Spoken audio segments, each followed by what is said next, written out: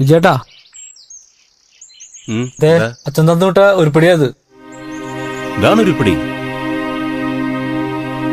എനിക്ക് ആരുമില്ല. എന്റെ വീട്ടുകാർക്ക് പോലും എന്നെ വേണ്ട. എന്റെ ഭാര്യക്ക് എന്നെ വേണ്ടതായി. നിന്നെ വേണ്ടാതായത് നിന്റെ കയ്യിലിരിപ്പുണ്ടല്ലേ? ഇപ്പൊ കിടന്ന് മോങ്ങുന്നോ? കുടിക്കുമ്പോ ആലോചിക്കണായിരുന്നു.